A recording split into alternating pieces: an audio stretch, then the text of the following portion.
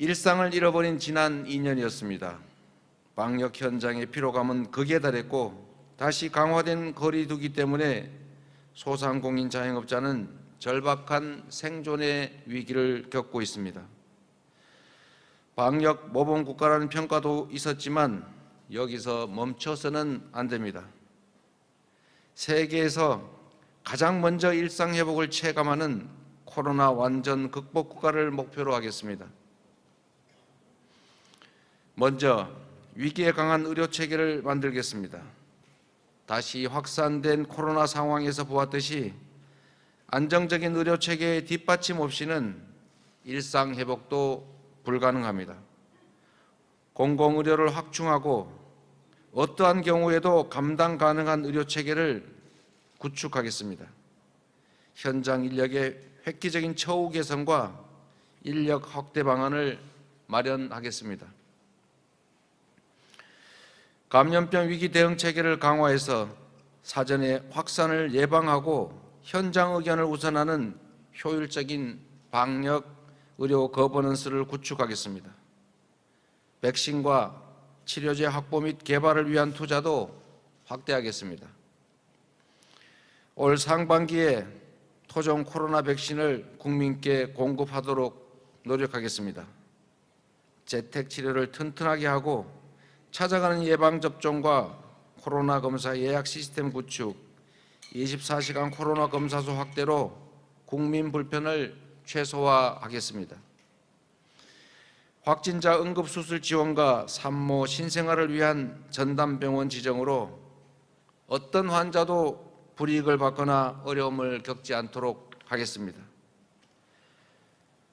코로나 완전 극복을 위해서 국가의 책임과 보상을 강화하겠습니다. 저는 이미 수차례에 걸쳐서 코로나에 대한 비상한 대응을 촉구했습니다. 소상공인 자영업자에 대한 온전한 손실보상을 요청했고 백신 접종 부작용에 대한 국가 책임제를 말씀드렸습니다. 누구에게도 공동체를 위한 일방적 희생은 없어야 합니다. 부분 아닌 전부, 사후가 아닌 사전, 금융보다 재정 지원이라는 3원칙으로 방역 협조에 따른 피해를 온전하게 지원하겠습니다. 재난은 가장 낮은 곳에 가장 깊은 상처를 남깁니다. 국민 누구도 코로나 때문에 생활상 어려움을 겪지 않도록 소득 지원과 돌봄을 강화하겠습니다. 이재명표 국가 책임 방역으로 코로나를 극복하고 감염병 위기에 강한 대한민국을 만들겠습니다. 코로나로 인해 고통을 겪고 있는 소상공인과 자영업자들에게 선제적 지원이 필요합니다. 대규모 추가 경정 예산안 편성을 위한 국회 논의를 여와 야에 정식으로 요청합니다. 코로나19는 우리의 사회 위기를 더욱 심화시키고 있습니다. 저성장으로 인한 기회 상실에 더해서 부동산 상승으로 자산 격차가 커졌습니다. 중소기업과 대기업, 정규직과 비정규직이 나뉘고 도시와 농어촌, 수도권과 비수도권이 나뉘었습니다. 국민이 체감하시는 양극화의 골이 더욱 깊어졌습니다. 계층 이동의 사다리가 꺾이면서 부모의 부와 가난이 자녀에게 대물림되는 것이 현실입니다. 우리 미래를 위협하는 저출생도 불평등하고 양극화된 사회의 한 단면이자 바로 그 결과가 아니겠습니까? 대한민국 저성장 양극화 위기를 극복하겠습니다. 이를 위해서 먼저 기회 총량을 늘리겠습니다. 불공정을 바로잡고 불평등을 완화해서 우리가 가진 자원과 기회가 효율적으로 배분되고 사용될 수 있게 하겠습니다. 우리 사회의 핵심 문제 중에 하나인 비정규직과 정규직의 격차를 해소, 완화해야 합니다.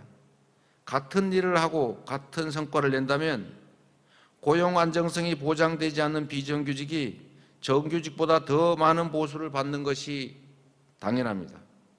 그것이 합리이고 공정입니다.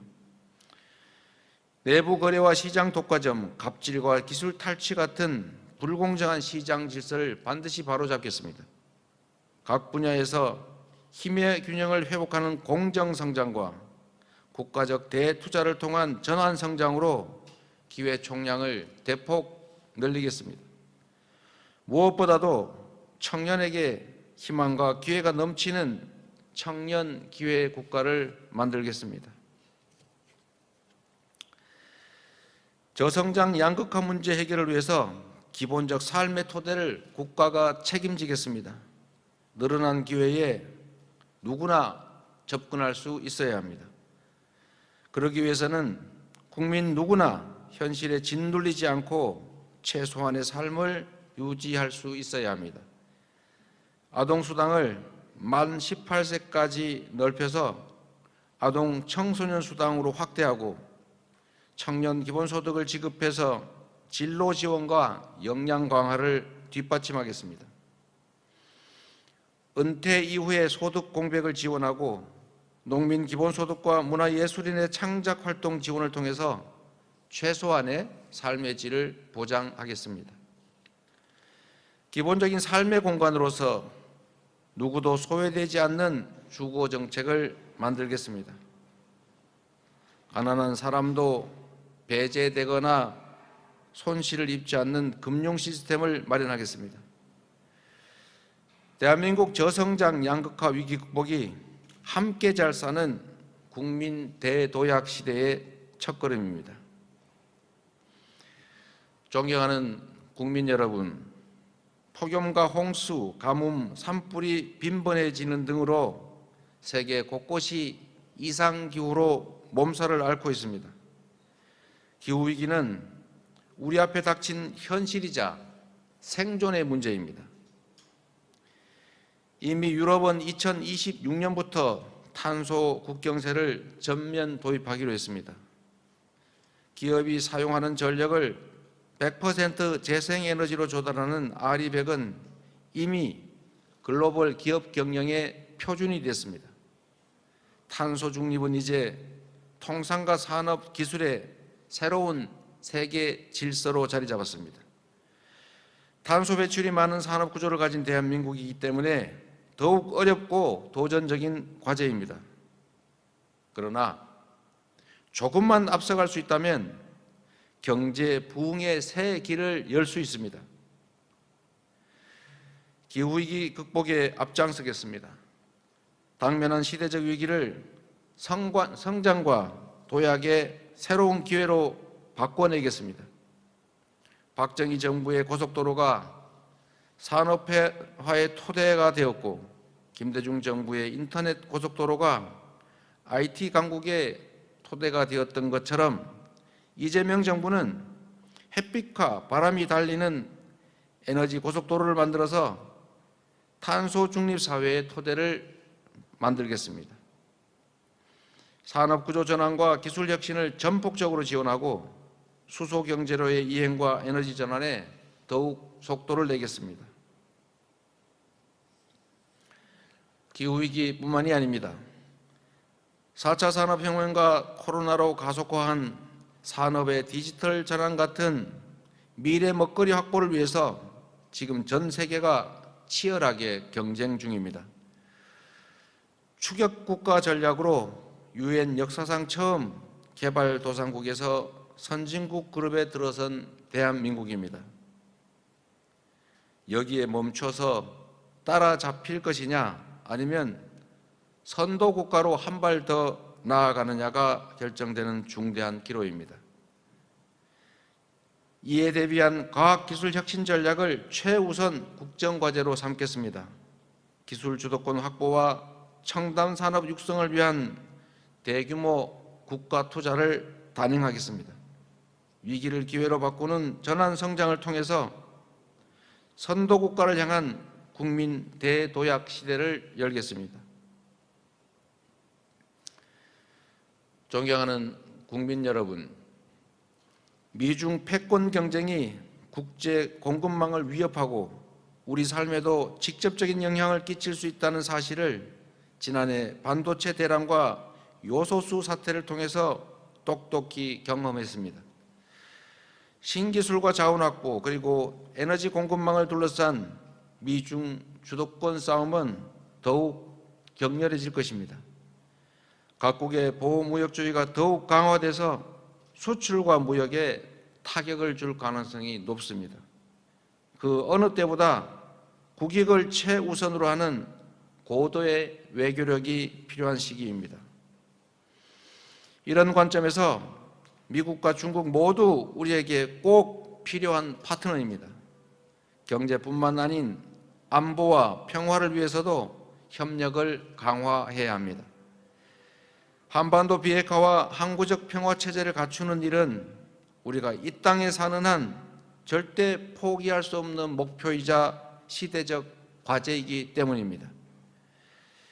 이념과 선택의 논리를 뛰어넘는 국익 중심 실용 외교로 미중 패권 경쟁 위기를 극복하고 한반도 평화 체제를 구축하는 국민 대도약 시대를 열겠습니다. 국민 여러분, 이재명 정부는 코로나19, 저성장 양극화, 기후위기, 글로벌 패권 경쟁 같은 안팎으로 직면한 4대 위기를 당당하게 극복하고 국민 대도약 시대를 열어내겠습니다. 종합국력 세계 5위를 목표로 국민소득 5만 달러를 향해서 나아가겠습니다.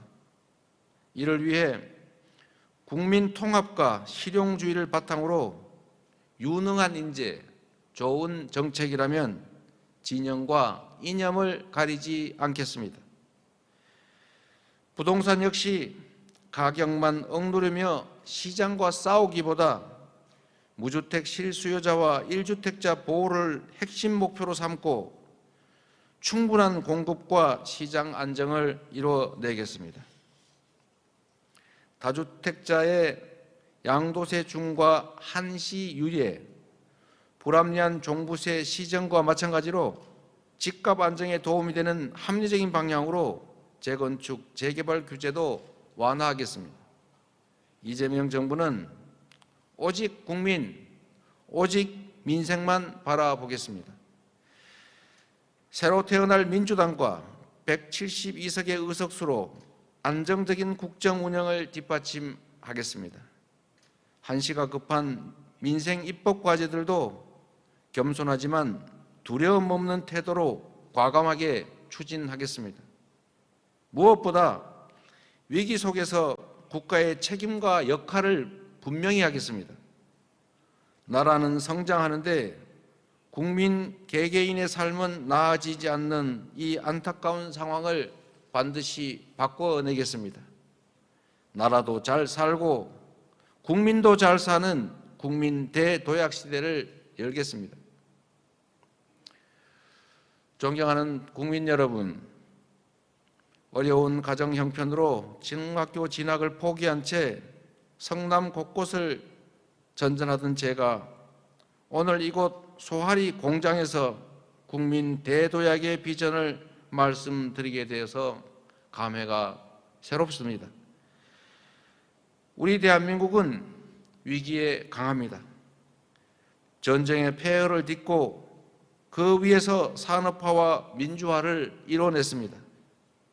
외환위기와 금융위기를 이겨냈고 이제 세계 10대 경제대국이자 선진국으로 성장했습니다. 일본의 수출 규제 위기를 소재, 부품, 장비 산업의 국산화율을 높이는 기회로 만들었습니다. 전면 봉쇄 한 번 없이 코로나와 싸워온 것도 분명한 우리의 성과입니다. 우리는 위기 때마다 이를 극복하며 도약의 기회로 삼아왔습니다. 대한민국의 저력입니다. 우리 국민 한 사람 한 사람이 함께 했기 때문에 가능했습니다.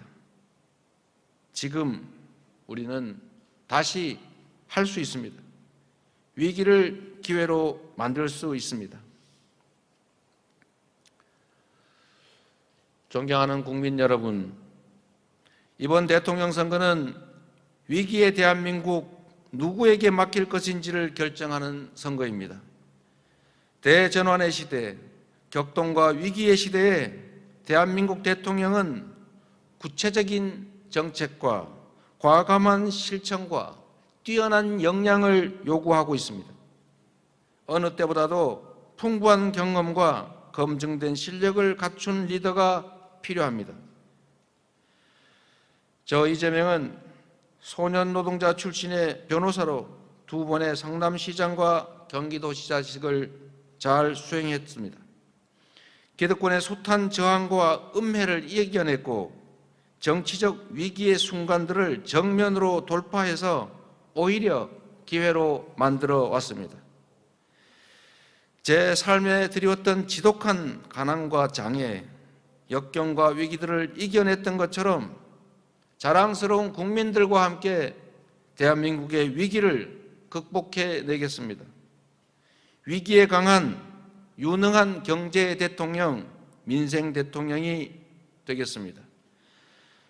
유연한 추진력과 실용적인 자세로 4대 위기를 넘어서 국민 대도약 시대를 열겠습니다. 국민과 함께 앞으로 나아가겠습니다. 국민을 위해 제대로 일하겠습니다. 새해 복 많이 받으십시오. 고맙습니다. 이 교육 격차를 어떻게 줄일 것이냐는 문제는 코로나19에 한정되는 건 또 아닌 것 같습니다. 우리 사회 전체적으로 양극화가 심화되면서 얼마 전에 제가 마이클 샌들 교수와 대담에서도 서로 의견에 일치를 이뤘던 것이 결국 능력주의나 학력주의로 포장된 것이 결코 공정하지 않다. 이 불평등을 오히려 심화 격화시킨다. 근본적인 재고가 필요하지 않느냐라는 생각이었는데 결국 저는 그렇게 생각합니다. 정부의 역할을 더 키울 수밖에 없다. 교육에 대해서 공교육을 강화하고 공교육에 우리 산업 전반이 요구하는 내용으로 교육의 내용을 바꿔 나가지 않으면 방법이 없다는 거죠. 그래서 제가 전환성장 정책이라고 말할 때 그럼 그 전환성장 정책 핵심이 뭐냐라고 했을 때가 첫 번째는 인프라 투자, 대대적인 인프라 투자, 두 번째는 과학기술 투자, 세 번째는 미래형 인재 양성 투자, 교육 체계 혁신이죠. 그다음에 규제 합리화 이렇게 말드렸는데 교육 격차 해소도 해소지만 나아가서 미래형 인재 양성을 위한 교육 체계에 대대적인 개편이 있어야 되겠다. 교육 체계 개편이 대체 뭐냐? 이러면 또 얘기가 너무 길어지긴 한데 어쨌든 프로그램도 바꿔야 되겠고, 그다음에 교육 교수진, 예를 들면 교육 교수진, 교사진 여기도 재교육이 필요할 테고 시설과 아니면 공간도 또 확충해야 될 것이다. 많은 재정 투자가 필요하지 않겠냐 이렇게 생각합니다. 네. 네, 감사합니다. 다음 질문하실 분, 네, KBS의 송낙규 기자님.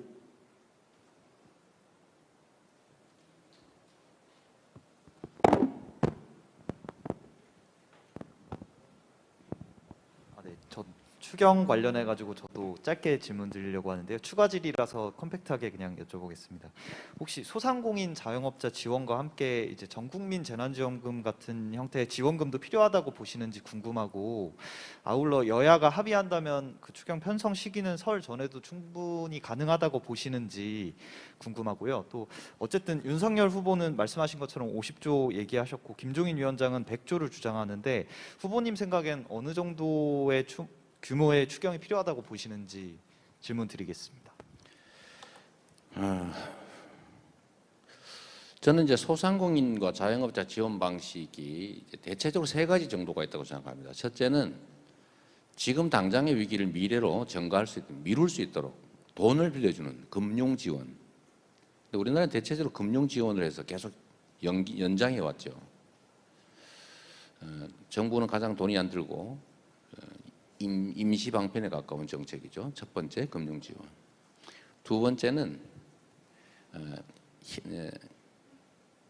현금 지원, 직접 지원입니다.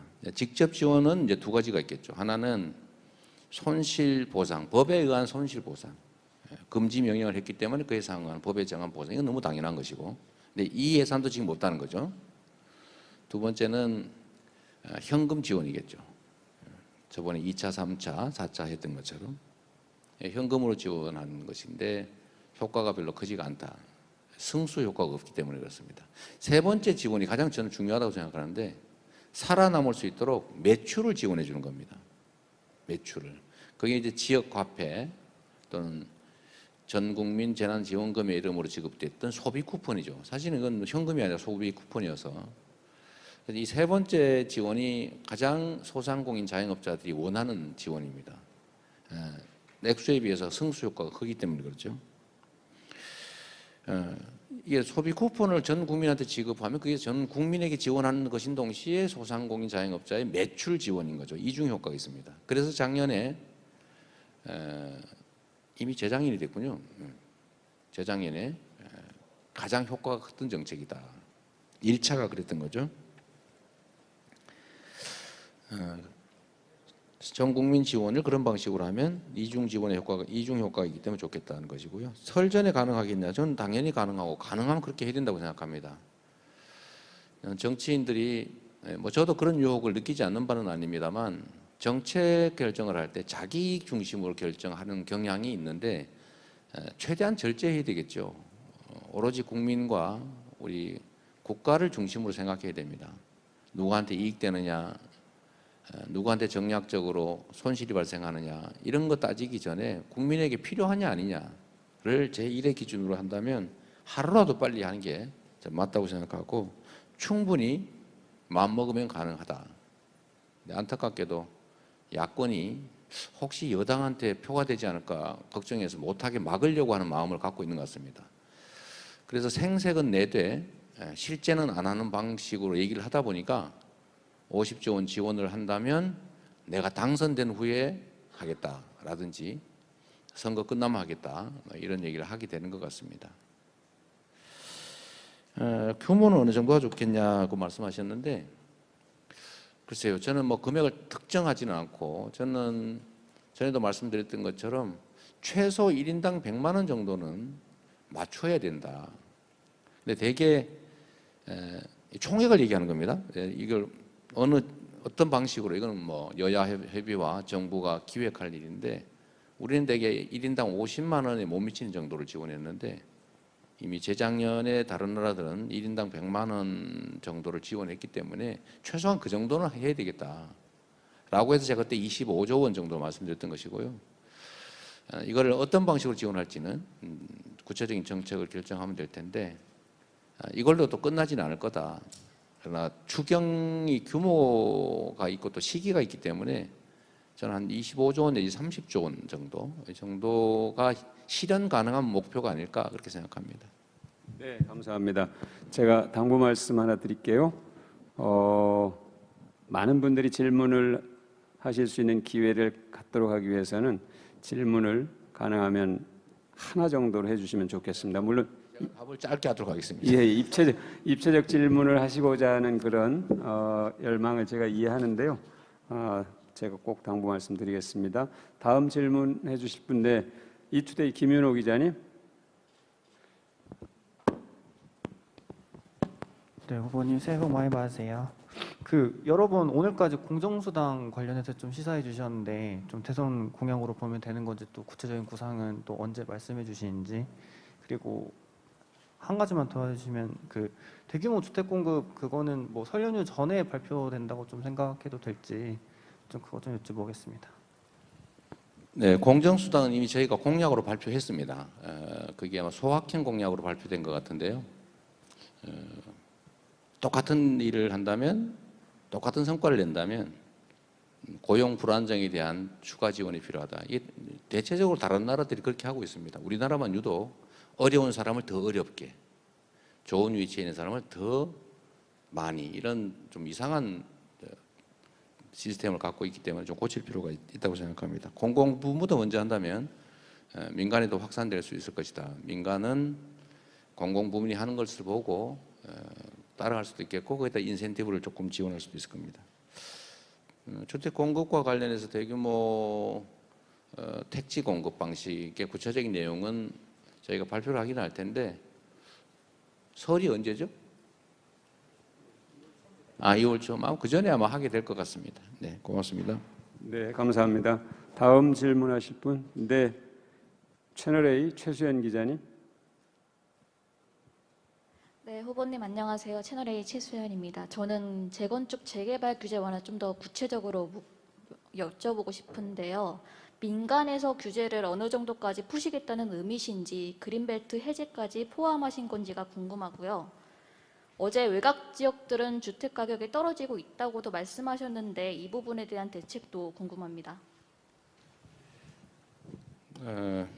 주택 부동산 문제는 이제 이 전문가들이 예측했던 것처럼 이제 변곡점을 지나고 있는 상태가 아니겠느냐. 또 일부에서는 이미 지났다. 작년 연말로 이런 주장을 하고 있기도 합니다. 물론 이제 지나봐야 알겠죠.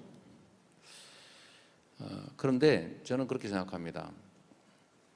주택 정책의 목표는 주택 가격 안정이라고 하는 게 있지만 또 하나는 무주택자들의 주택 수요를 채워줘야 된다. 내 집 마련의 꿈을 실현해 줄 수 있어야 된다고 생각합니다. 근데 지금 이제 주택 가격이 너무 지나치게 높게 형성이 됐기 때문에 신규 주택을 최대한 원가에서 조금 수익이 발생하는 정도 수준에서 추가 공급을 더 해야 청년 세대도 또 신혼부부도 사회적 약자들도 기회가 생긴다고 생각합니다. 그래서 저는 공급을 늘리는 건 계속 해 나가야 될 정책이라고 생각하고 그 중에 이제 첫 번째로 제가 생각하는 게 양도세 다주택자 양도세 중과제도 이게 시장의 매물 출회를 압박하기 위해서 만든 제도인데 오히려 매물 출회를 막고 있는 이런 상황이기 때문에 탈출할 기회를 주자 단기간에. 그래서 제가 한시적인 양도세 중과 면제, 감면 제도를 말씀드렸던 것이고요. 네, 거기 되면 아마 제가 보기엔 상당한 양의 이제 물량이 나올 것이고 주택 가격 안정에 도움이 될 것 같습니다. 재건축 재개발 기존 택지 안에서 공급량을 늘리기 위해서는 결국은 재건축 재개발 같은 도시 재정비 정비 사업에서 용적률 층수 규제를 좀 완화해 주는 게 필요하겠죠. 그래서 일정 정도의 이제 추가 완화에 대해서는 공공기여를 받으면 됩니다. 예를 들면 청년주택을 몇 퍼센트를 이렇게 원가에 또는 건설 원가에서 약간의 이익을 붙인 정도에 공급하게 한다든지 아니면 정부에서 매입해서 공공주택으로 분양 또는 임대하든지 하는 방법이 있을 건데 몇 퍼센트로 할 거냐 이거는 이제 해당 지역의 상황도 보고 해당 지방정부의 의견도 들어서 어쨌든 지금보다는 시장이 요구하는 100%는 아니겠지만 상당 정도 늘리자라는 말씀이었다는 것이고요. 그린벨트 해제 문제는 우리 최 기자께서 말씀하신 것처럼 이제 추가의 택지 개발을 통해서 신규 주택을 공급하는 문제는 지금 이미 계획된 게 있습니다. 예를 들면 3기 신도시도 있는데 저는 여기다가 이제 좀 추가의 신규 택지가 필요하다고 보는 것이고 저는 가급적이면 거기에 택지 공급에 더해서 도시 정비 사업도 좀 동시에 할 수 있는 방식이 있을 거다라고 해서 저희가 이제 도시를 단절하고 있는 지상 전철, 철도 또는 고속도로 이런 것들을 좀 정비하면서 택지를 확보하는 이런 방법도 이제 강구하고 있다는 말씀드리고요. 그린벨트 해제는 누가 의견을 물어봐서 필요하다면 그린벨트 해제도 검토 대상이다. 제가 이렇게 말씀드렸습니다. 반드시 그린벨트를 훼손해서 여기서 하겠다는 뜻이 아니라 필요하면 검토한다. 3기 신도시도 거의 다 뭐 그린벨트 해제를 통해서 한 것이니까요. 필요하면 해야 될 일이고요. 그런데 그러면 앞으로 주택 가격이 떨어지면 어떡할 거냐라고 말씀하시는데 실제로 그런 위험도 지금 대비해야 될 상태가 되고 있습니다. 그건 분명하고 다만 경착륙하지 않게 하는 것도 또 중요하죠. 그 문제는 저희가 전에 한번 이런 말씀을 드린 일이 있습니다. 우리는 공공주택 비중이 너무 낮다. 5%에 불과해서 최소한 임기 내에 10% 정도까지 늘려야 되는데, 그러면 이거를 어떻게 늘리냐? 매입 임대, 신축 임대 이런 방식이 있는데, 만약에 주택 가격이 예상외로 급락할 경우에는 공공주택 확보 기회로 삼으면 되겠다. 그때를. 그래서 일정 선을 기준점을 두고 그때는 공공주택을 확보하는 기회로 삼으면 시장 안정에도 도움이 될 거다 이렇게 생각을 합니다. 그런 고려도 해야 되겠다. 그런 상황이다라는 점들을 우리 국민들께서 좀 감안해 주시면 좋을 것 같습니다. 네, 감사합니다. 다음 질문 받겠습니다. 문화일보 송정은 기자님.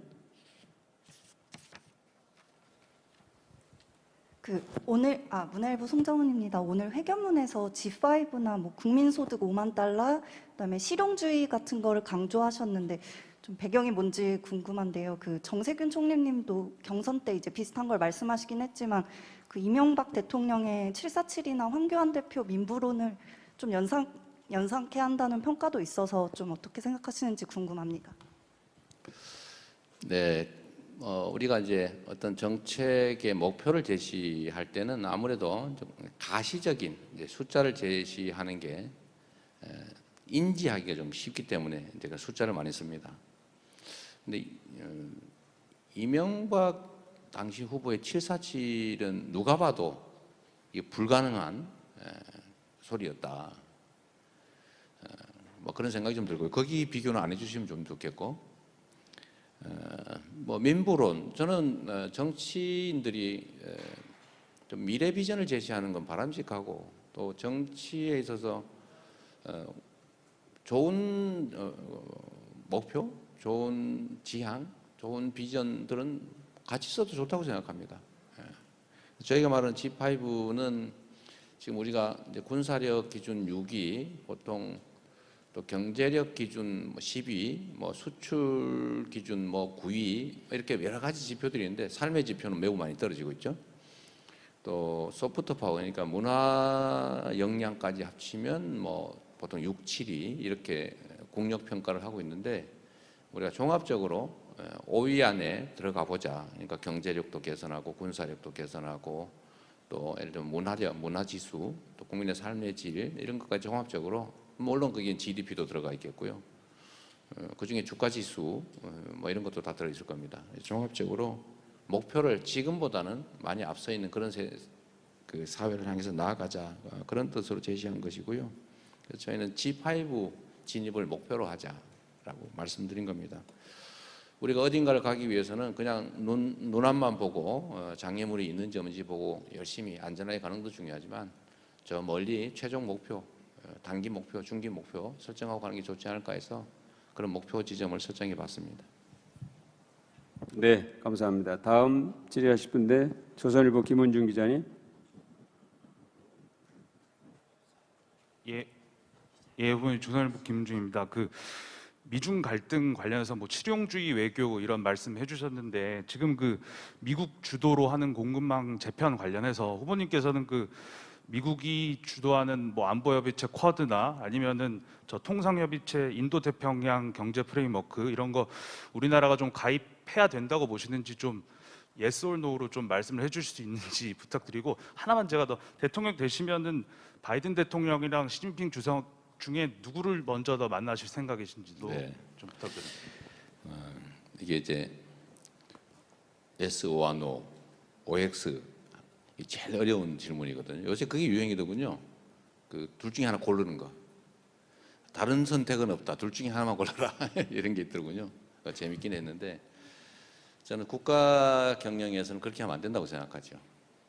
언제나 제3의 선택지를 연구해야 된다.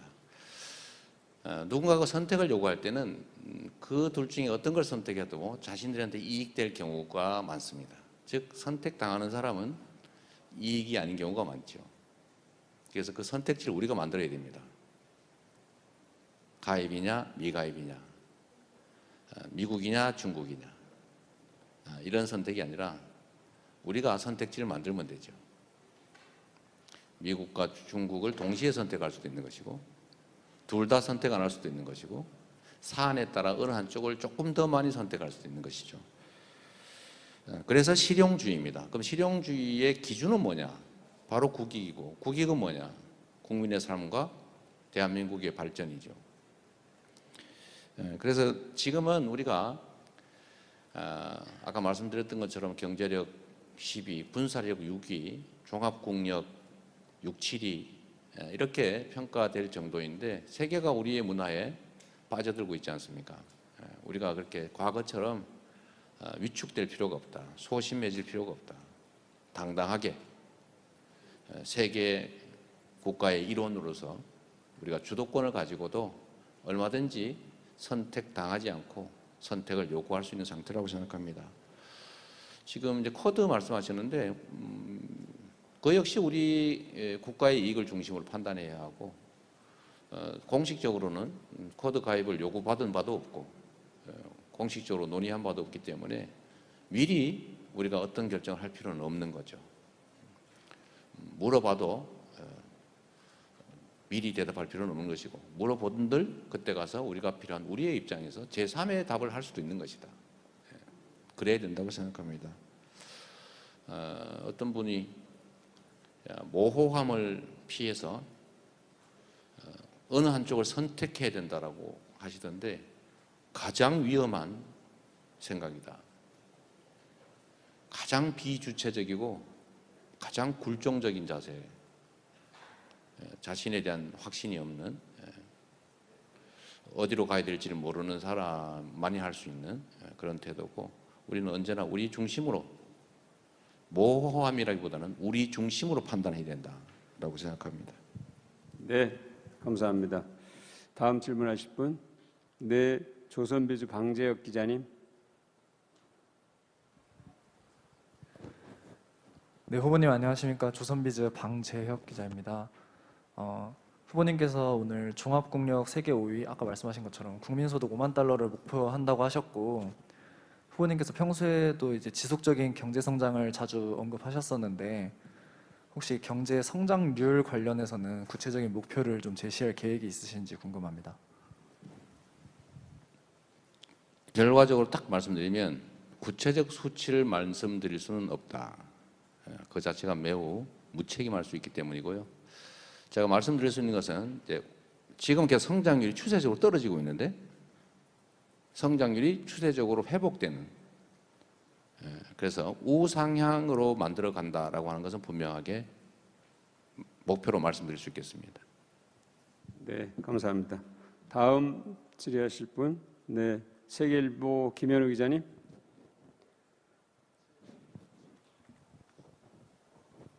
예, 안녕하세요. 세계일보 김현우입니다.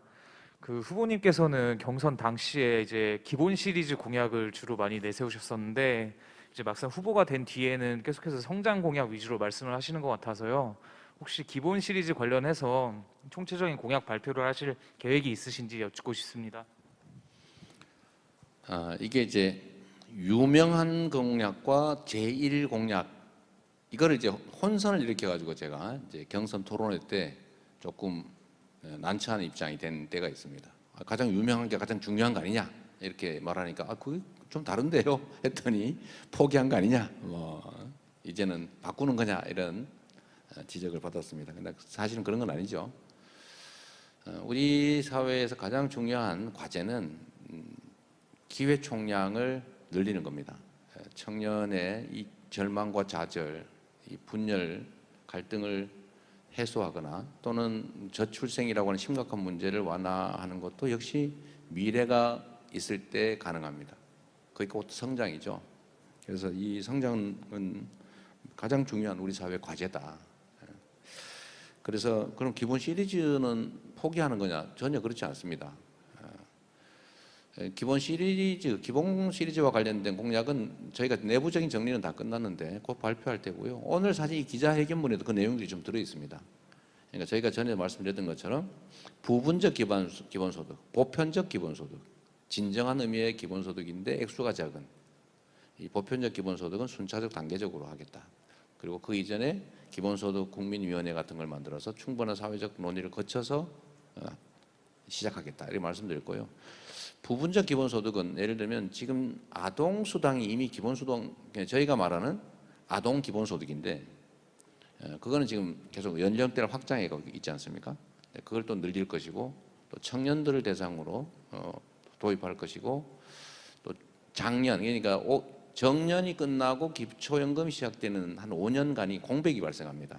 그 부분에 대해서도 저희가 지금 준비를 하고 있다는 말씀드리고 또 농민 부분에 대해서 저희가 준비하고 있는데 기본 시리즈는 거기다 이제 기본 주택, 기본 금융까지 저희가 곧 발표하게 될 겁니다. 네, 감사합니다. 다음 질문하실 분 서울경제 주재현 기자님. 네, 후보님 새해 복 많이 받으시고요. 원래 이제 방금 말씀하신 부분적 기본소득을 질문 드리려 했는데 말씀해 주셔서 다른 질문으로 오늘 여기가 이제 자동차 공장이잖아요.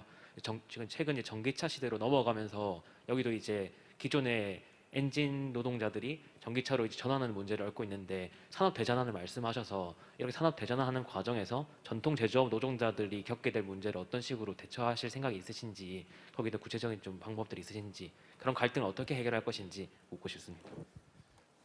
저희가 이제 디지털 전환 또 에너지 전환 때문에 산업 전체가 이제 재편될 것이다라고 예상하지 않습니까? 그러니까 산업 전환 또 신산업 창출. 근데 문제는 그 사이에 이 전환의 과정에서 이제 충격이 발생하죠. 과거 형태의 산업에 종사하던 기업 노동자들은 이제 기회를 잃게 되고 이제 새로운 일자리들이 생겨날 겁니다. 그래서 이제 결국은 정의로운 전환이라고 하는 의제가 생겨난 거죠. 정의로운 전환. 이 정의로운 전환은 노동자든 아니면 과거형 산업 기업에 종사하던 사람들도 새로운 시대에 새로운 산업에 적응할 수 있게 한다. 첫째는 노동자라면 결국 재교육이 필요할 테고요. 또 적응 기간에 안전망이 필요할 것이고 또 기업들로서도 기술 개발이나 아니면 새로운 시장 진출에 도움이 필요하겠죠. 그러려면 결국 정부의 재정과 또 투자가 필요하겠다. 그래서 지금 이름이 뭐라고 바뀌었더라고요. 우린 전환기금이라고 했는데 이번에 법률에 뭐라고 통과됐죠? 공정전환기금. 공정전환기금이란 기금을 만들어서 그 재원을 마련하는 걸로 법이 이미 통과되어 있긴 합니다. 네. 네. 다음 질문하실 분. 네, 매일경제 성승훈 기자님. 네, 매일경제 성송입니다. 방금 그 이제 자동차 공장 관련해서 말씀을 더 드리고 싶은데요. 여기가 이제 한국 산업이 좀 성장하는 계기가 됐던 곳이기도 하면서도 최근 뭐 강성노조 문제 등으로 한국 그 자동차 산업의 침체도 함께 겪고 있는 곳인 것 같습니다. 근데 그 후보님께서 노동 공약 많이 말씀하셨는데 노동 개혁에 대해서는 좀 많이 말씀이 없으셨던 것 같아서 이 부분에 대해서 질문 드리고 싶습니다. 우리 이소영 의원께서 말 길게 하지 말라고 지금 X표 하면서 옆에 앉아 있거든요. 근데 이 질문 내용이 매우 좀 포괄적이어서 제가 답을 하기가 좀 어려운데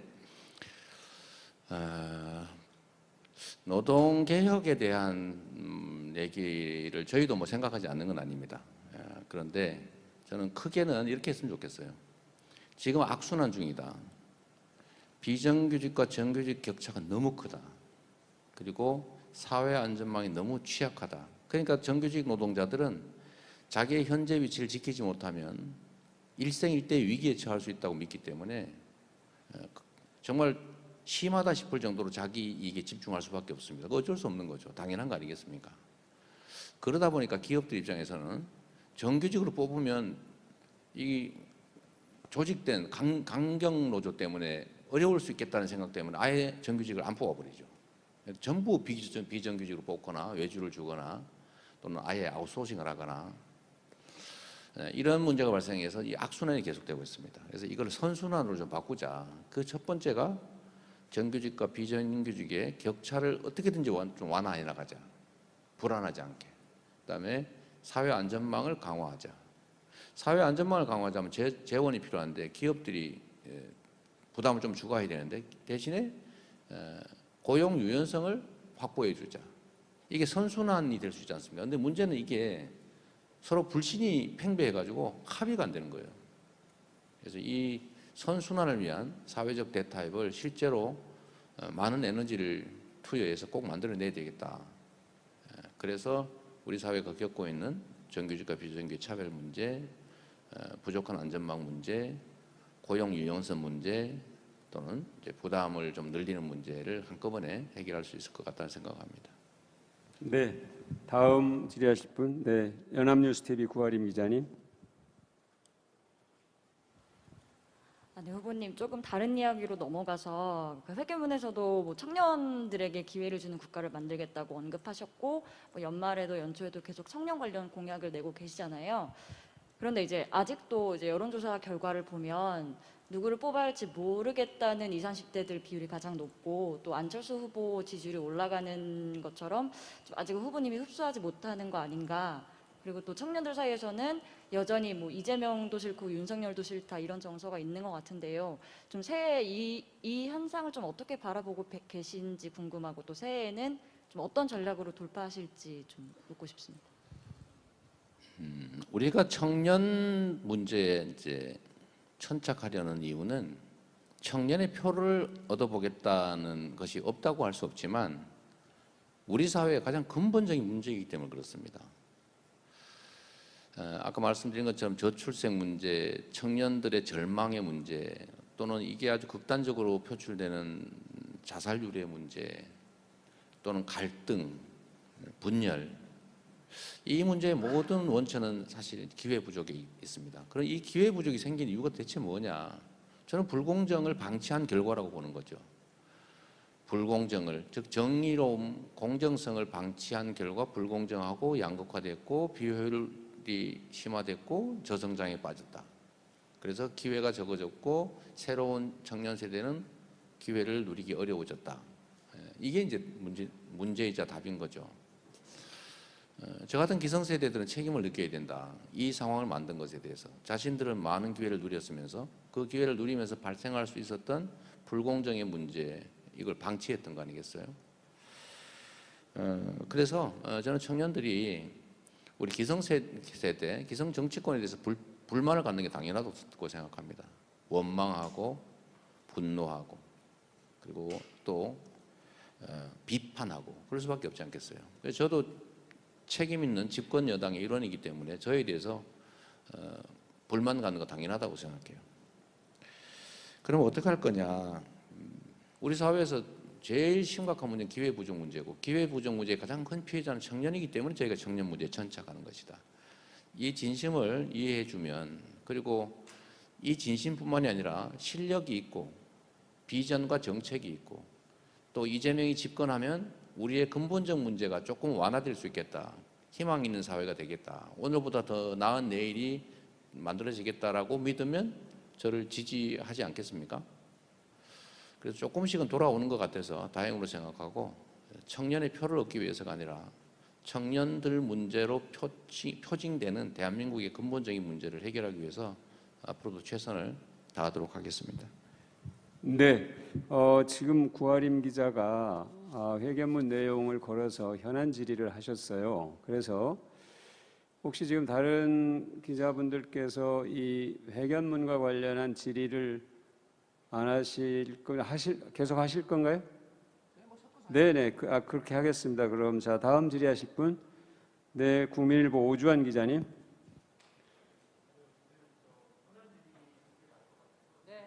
하십시오 그럼. 네, 하세요. 그 기자회견문 관련해서 질문하려고 했는데요. 현안 질문을 맡기겠습니다. 편하게 하세요. 예. 그러면 질문하겠습니다. 국민일보 오주환 기자입니다. 오늘 저 첨단 산업 육성을 위한 대규모 국가 투자를 실시하겠다고 말씀을 해주셨는데 전체 투자의 규모와 투자 분야 공유 부탁드립니다. 아주 세부적인 투자 규모는 아직 말씀드리기가 섣부르고 구체적으로 기획하지는 않았습니다. 네. 네, 다음 질의하실 분, 네네 서울신문 김가현 기자님.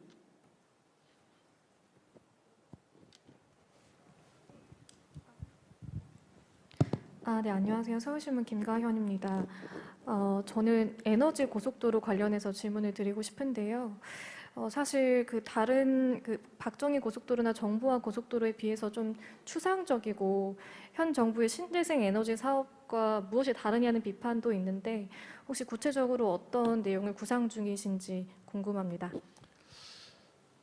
에너지 고속도로는 아마 제가 발표한 여러 정책 중에 가장 구체적이고 가장 물리적인 정책일 겁니다. 무슨 말씀이냐면 지금 현재 에너지의 이제 공급 방식이 이제 대량 생산을 위해서 분산해 주는 방식이에요. 화력 발전, 원자력 발전, 뭐 석탄 발전 해서 전력망을 통해서 각 지역으로 보내지 않습니까? 근데 이걸 반대로 바꿔야 되는 시대가 곧 옵니다. 무슨 말씀이냐면 대한민국 각지에서 태양광, 풍력 또는 하다못해 뭐 지열이든 아니면 바이오매스 같은 이런 온갖 가지 방식의 재생에너지를 생산해야 되는데 그걸 생산을 해가지고 쓸 방법이 없지 않습니까? 결국은 거미줄처럼 마치 폐처럼 전국을 모두 연결하는 전력망을 깔아서 전국 어디서나 재생에너지를 생산해서 판매할 수 있게 소득을 올릴 수 있게 해줘야 되는데 지금 현재 전력망으로는 전혀 불가능하죠. 일방향식이지 않습니까? 그래서 이걸 쌍방향으로 바꿔야 되고 또 재생에너지의 특성은 들쭉날쭉하기 때문에 밤에는 태양이 안 뜨지 않습니까? 그렇기 때문에 이걸 통합 조정하는 그런 시스템도 또 필요하죠. 그래서 일각에서 구체적으로 얘기를 한다면 전력망을 어디다 까느냐, 산에다가 고압 철탑을 까느냐, 아니다. 고속도로와 같이 쓸 수 있게 하자. 통신, 전기, 물류 이런 걸 다 통합해낼 수 있을 것이다. 상당한 이제 국가 투자가 필요하겠죠. 그래서 그 에너지 고속도로를 전국에 과거의 고속도로 또는 도로망처럼 깔게 되면 산업화가 가능했던 것처럼 재생에너지의 생산, 공급, 유통, 판매가 가능해지고 그게 하나의 큰 산업이 될 것이고 새로운 산업들을 만들어내게 되겠죠. 네, 다음 질의하실 분의 연합뉴스 홍준석 기자님. 네, 안녕하세요. 연합뉴스 홍준석입니다. 지금 여기 와 있는 소아리 공장 관련해서 하나 질문을 드리고 싶습니다. 지금 이제 민주당에 여기도 와 계셨던 양기대 의원 등은 이제 광명시흥 3기 신도시로 이 공장을 옮기고 이 부지를 다른 방식으로 활용하자는 제안을 하고 있는데요. 이 구상과 관련해서 어떻게 생각하시는지, 그리고 전기차를 이제 정부 지원을 통해 생산을 늘리고 소비를 늘릴 경우 전력 공급 대책이 필요할 텐데 이 부분에 대한 생각은 어떠신지 궁금합니다. 공장을 옮기는 문제는 어제 양기대 의원께서 어젯밤에 문자를 주셔가지고 제가 내용을 봤는데 좀 더 심사숙고해 봐야 되겠습니다. 모두에게 도움되는 방향을 찾으면 좋을 것 같고요. 전기차를 생산을 많이 하게 되면 전기를 많이 사용하게 될 텐데 뭐 방법이 뭐냐? 전기는 이제 어차피 화석 연료로 지금 생산하고 있지 않습니까? 뭐 아니면 수력, 원자력 이런 게 그 발전원인데 실제는 이 전기 부족 문제는 아닌 것 같고 전기 공급 시스템 부족이 문제일 거예요. 그러니까 전기차 충전소, 충전 시설을 얼마나 많이 확보하느냐 지금 매우 불편한 정도로 적기 때문에 이거 역시도 이제 정부에 지금도 많이 하고 있습니다만 정부 재정 투자를 통해서 우리 주민들이 쉽게 전기차 사용자들이 쉽게 접근할 수 있도록 하는 게 중요할 테고 이거는 빨리 좀 결과를 만들어내야 될 중요 과제이기도 합니다. 뭐 전기 자체가 부족한 문제는 아닌 것 같아요. 네, 다음 질의하실 분. 네, 대한경제 박정배 기자님. 예, 안녕하세요. 이대한경제 박정배 기자라고 합니다.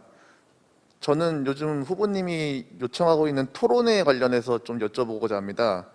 그 윤석열 후보가 법정 토론회를 제외하고 참가를 계속 거부한다면 다른 후보들이라도 참여하는 토론회를 제안했다고 들었습니다.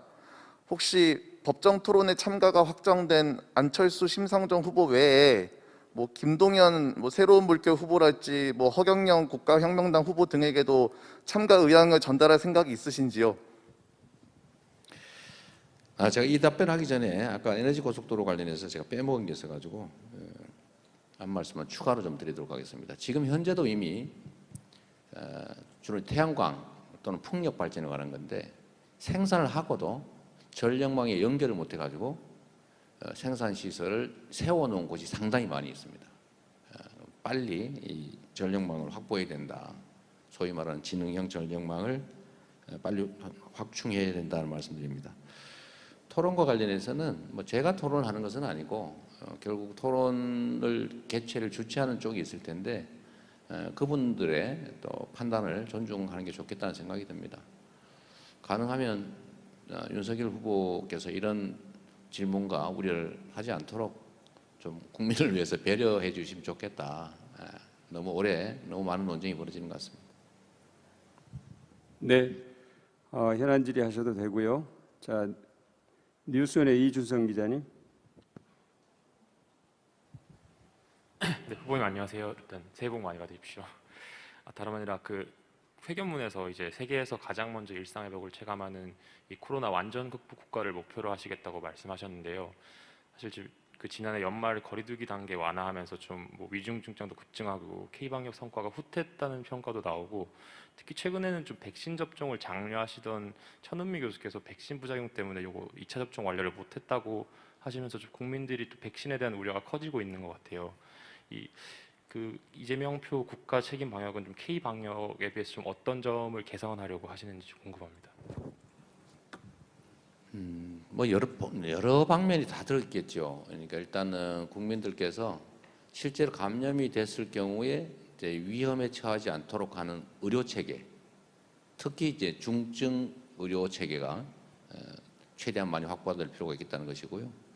두 번째는 제가 의료 현장을 자꾸 가보면 의료 종사자 여러분들이 너무 힘들다.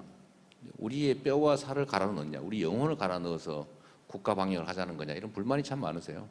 그래서 그런 부분에 아까 그래서 일부러 처우 개선 말씀도 드렸던 겁니다. 국가 공동체를 위해서 희생하는 것에 대해서 우리가 좀 더 충분한 보상을 하자라는 것이고요.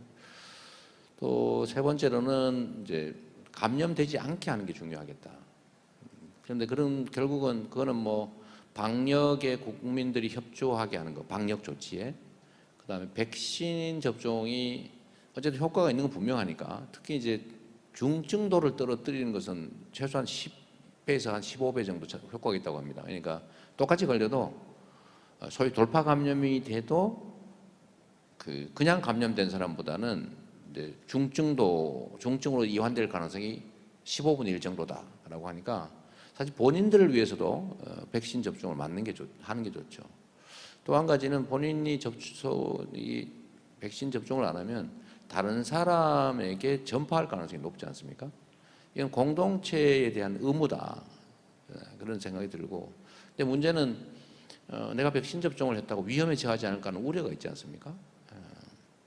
근데 그것도 뭐 무관하면은 본인들이 치료비 내라 뭐 이런 태도를 보이니까 이제 국민들께서 내가 어떻게 그걸 증명하냐. 그래서 제가 말씀드린 거죠. 백신 국가 책임제를 해서 국가가 명백히 관계없다고 증명되지 않은 건 다 책임진다. 이렇게 좀 조금 안심할 수도 있겠죠.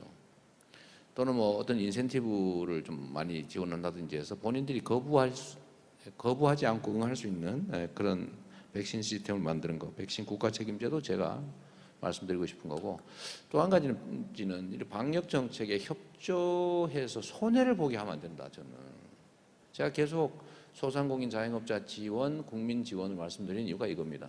원래 국가의 책임이잖아요. 공동체의 질병을 막는 것은. 근데 그걸 개인들이 부담을 하지 않습니까? 피해를 개인이 부담하면 안 되잖아요.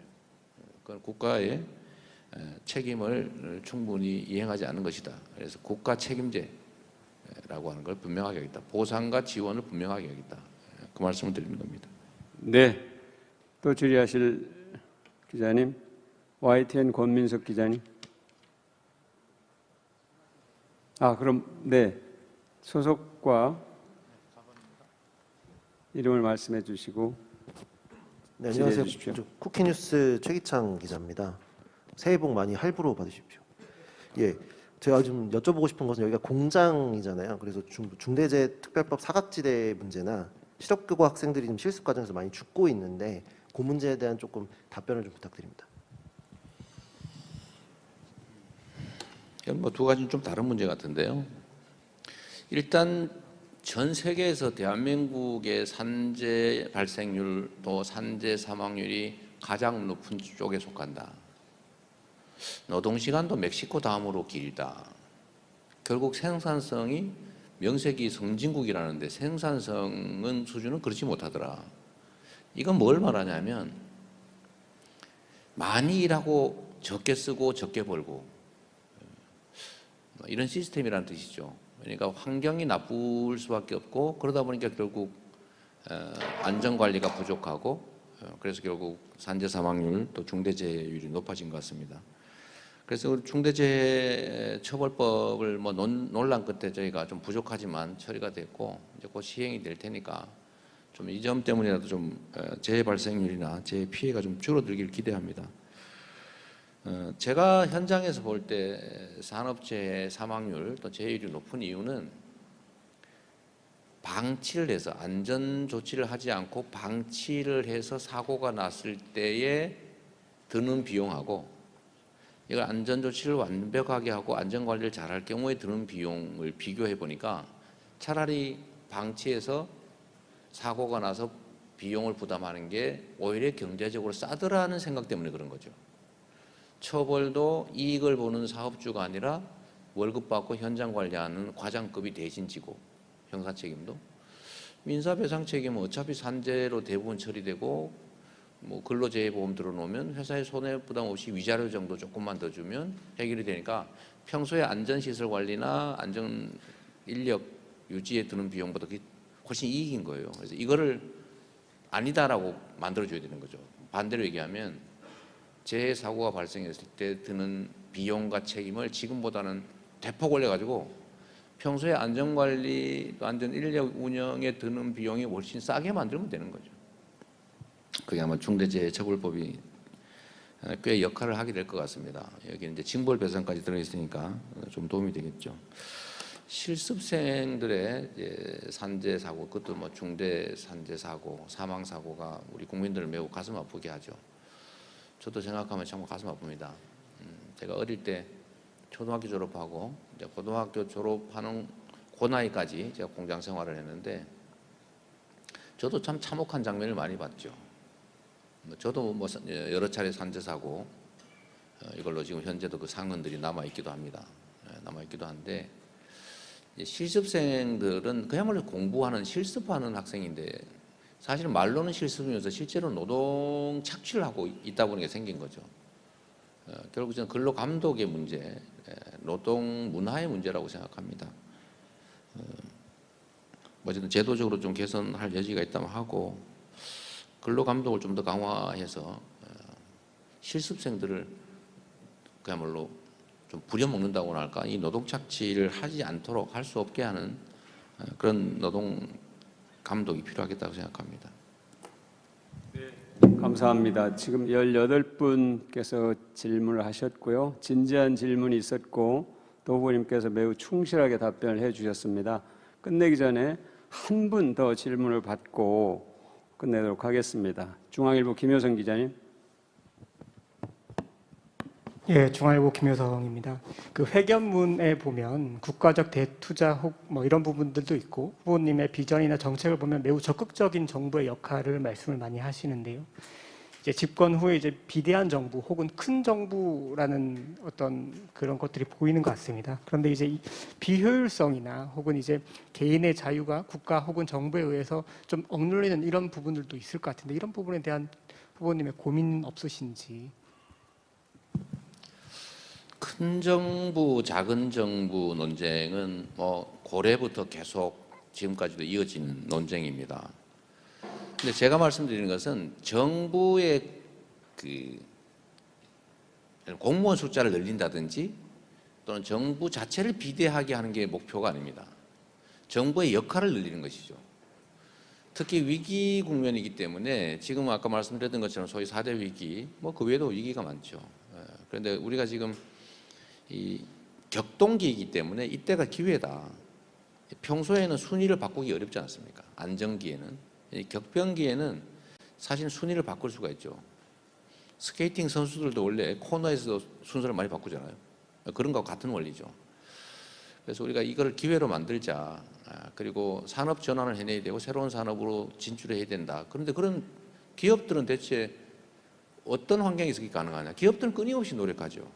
근데 기업들이 창의와 혁신을 통해서 새로운 산업으로 전환하고 새로운 산업에 진출할 수 있게 해줘야 되는데 그 결국 그게 국가의 역할이라는 겁니다.